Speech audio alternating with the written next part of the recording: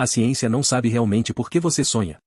Nós, humanos, sabemos mais sobre sistemas de energia solar a anos-luz de distância do que sobre nossa própria hora de dormir. Alucinada. Noturna. Cheia de histórias.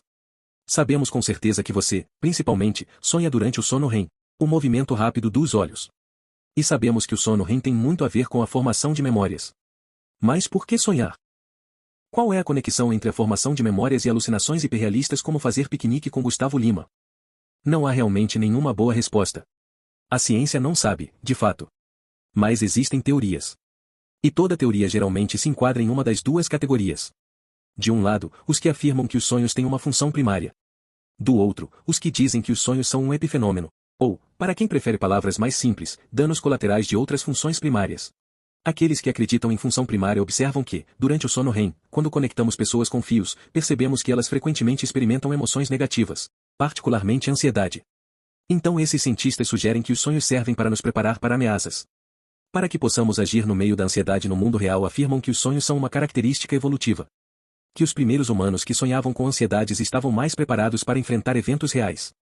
Porque já haviam sentido essas ansiedades sob circunstâncias diferentes, em seus sonhos. Então, quanto mais assustadores os sonhos que você teve, mais preparado você estaria. O outro grupo, os do epifenômeno, vê isso de forma diferente. Acreditam que durante o sono REM, a parte inconsciente do nosso cérebro está classificando memórias. Jogando fora o que é inútil. Fixando o que é importante. E que, nesse processo, um impulso elétrico é gerado. Esse impulso é detectado pelo nosso cérebro consciente. E o córtex, tentando entender esse barulho todo, monta uma história para dar sentido a ele, criando assim um sonho. E como o seu córtex tende a incorporar coisas em que você pensa com frequência, às vezes você sonhará que está sendo alimentado com uvas por Gustavo Lima. Essa linha de pensamento diz que os sonhos não servem para nada. Que são apenas um subproduto aleatório. O problema que tenho com essa visão é que nossos corpos parecem fazer grandes esforços para garantir que sejamos capazes de sonhar. Durante o sono REM, por exemplo, seu cérebro inibe os neurônios motores na medula espinhal. Basicamente, te deixa imóvel, como um vegetal, para que você não atue fisicamente durante os sonhos. É como se o cérebro estivesse saindo do seu caminho para garantir que o sonho aconteça. Além disso, há casos em que os próprios sonhos ajudaram pessoas a processar informações. Em 1845, por exemplo, um inventor chamado Elias Howe estava obcecado com a ideia de uma máquina de costura com uma agulha que atravessasse o pano.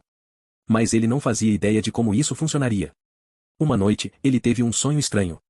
Sonhou que estava prestes a ser cozido por canibais. Infelizmente, eles não tinham Gustavo Lima naquela época. Os canibais dançavam ao redor dele com lanças, prontos para jogá-lo no fogo.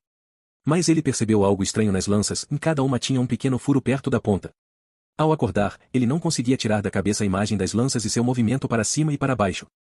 Foi então que percebeu que essa era a chave para sua máquina funcionar. Mover o furo da parte de trás da agulha, como na costura feita à mão, para a ponta da agulha, como nas lanças. Graças a um sonho, ele realizou essa inovação tecnológica. Carl Jung acreditava que os sonhos têm um significado profundo. E parece ter oferecido um meio-termo entre as duas categorias de pensamento. Para ele, os sonhos são mensagens vindas do inconsciente. Em suas palavras, o sonho é uma autorrepresentação simbólica e espontânea da situação real no inconsciente. O sonho é, especificamente, a expressão do inconsciente. Isso é bem interessante para mim também. Palavras grandes demais para o meu gosto, mas interessantes, mesmo assim. Essa forma de pensar me atrai. Porque, durante a maior parte da minha vida, tive sonhos lúcidos. Permita-me dar um exemplo de um. Uma noite, sonhei que estava trancado no meu quarto. Mas o quarto estava vazio. Sem móveis. Apenas um lagarto de brinquedo com corda que começou a se dar corda sozinho. Quando terminou, se moveu como um lagarto real e imediatamente pensei, sim, isso é um sonho. Levantei, decidi que a porta não estava mais trancada. Fui até a garagem, onde havia uma sala de jantar completa da IKEA montada. Sentei-me e comecei a ter uma discussão filosófica com o Sr. Fera. De acordo com os defensores do epifenômeno, sua consciência formula os sonhos enquanto o subconsciente trabalha em segundo plano. Mas, para mim, isso não se sustenta. Porque, quando faço perguntas aos personagens dos meus sonhos, recebo respostas com uma perspectiva nova. Respostas que não formulei ativamente. Ou conscientemente. Logo, por definição, não vieram da consciência. Talvez estejamos pensando errado. No epifenômeno, o subconsciente é basicamente tudo o que não é o córtex, como o hipocampo ou a amígdala. Mas nenhum dos dois poderia formular um pensamento como os que experimento em sonhos lúcidos. Talvez só parte do seu cérebro possa. O hemisfério esquerdo? O direito? Ou, se você for parte da minoria canhota, o lado não dominante. De qualquer forma, seu cérebro é dividido ao meio. Se eu te pedisse para resolver 345 vezes 2 e explicar sua resposta, isso envolveria quase inteiramente o hemisfério esquerdo. Mas se eu te pedisse para imaginar um passeio de barco ao pôr do sol, no meio do oceano, deitado no colo de Gustavo Lima assistindo a um filme dos MIB, isso seria o hemisfério direito. Durante o sono REM, vemos atividade em ambos os lados do cérebro. Mas há uma parte específica que se destaca, o lobo temporal direito. Ou, para os canhotos, o lobo temporal não dominante. Essa parte do cérebro está envolvida com o aprendizado e memorização de informações não verbais.